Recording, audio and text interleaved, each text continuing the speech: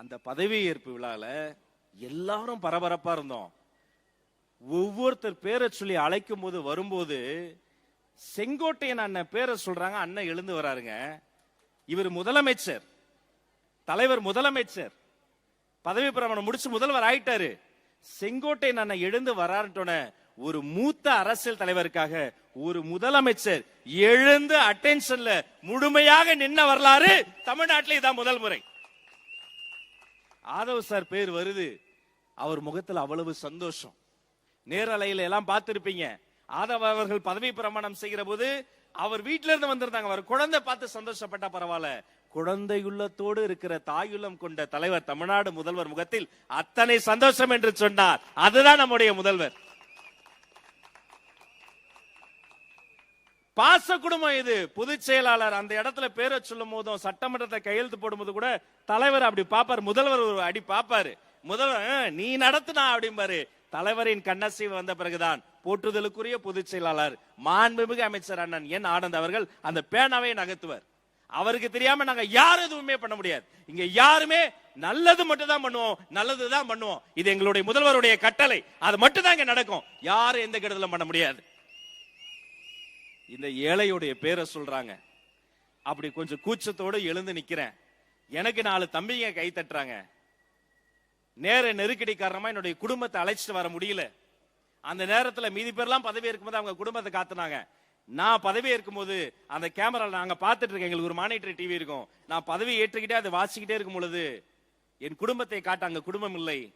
என்னுடைய முதலமைச்சர் என் அண்ணன் சி ஜோசப் விஜயை தான் இடையிடையே காட்டி கொண்டார். அத்தனை மகிழ்ச்சியாக பார்த்து கொண்டிருந்தார். வேற என்னங்க வேணும்? வேற என்னங்க வேணும்? உங்க தொகுதியை நீங்க பத்திரமா பாத்துக்கங்க. ஒரு நல்ல மனிதரை தேர்ந்தெடுத்திருக்கீங்க. யாருக்கு என்ன பிரச்சனை நிறைகுறை இருந்தாலும் ஒரு மனுவா எழுதி கொடுத்தீங்கன்னா சொல்யூஷன் ஓரியன்டட் கவர்மெண்ட் நம்ம ஃபார்ம் பண்ணிருக்கோம். தீர்வு வாங்கி தரப்படும். எழுதி வச்சுக்கங்க. சட்டமன்றம் நடைபெற்றது. சட்டமன்றத்துக்கு போறோம். இதுவரைக்கும் ஆயுத எழுத்துன்னு ஒரு படத்துல நடிகர் சூர்யா நடித்த படத்துல கிளைமேக்ஸ்ல ஒரு காட்சி வரும். அந்த கரைவேட்டி சட்டைகளை எல்லாம் தள்ளி விட்டு பேண்ட் சட்டை போட்டு இளம் ரத்தம் யங் பிரீடு மாசா ஸ்டைலா புது பசங்க போவாங்களே, நடந்தது 2026 தமிழ்நாட்டு சட்டமன்றம். எதிர்வரிசையில் இருக்கவங்களே பேசுறாங்க, இவ்வளவு வாலிபர்கள் வந்திருக்கீங்களே சட்டமன்றம். நாங்க மட்டும் வாலிபர் இல்ல, முதலமைச்சரே வாலிபரியா. நானும் அங்க போய் பாக்குறேன். என் கைகள் கட்டப்பட்டு இருக்கின்றன. அமைதியா இருங்க கொஞ்ச நேரம். சட்டமன்றம் இது வந்து மானிய கோரிக்கை எல்லாம் பாத்துக்கலாம். அமைதியா இருங்க. சரி, முன்வரிசையில் இடம் கொடுத்துட்டாங்க. மகிழ்ச்சி.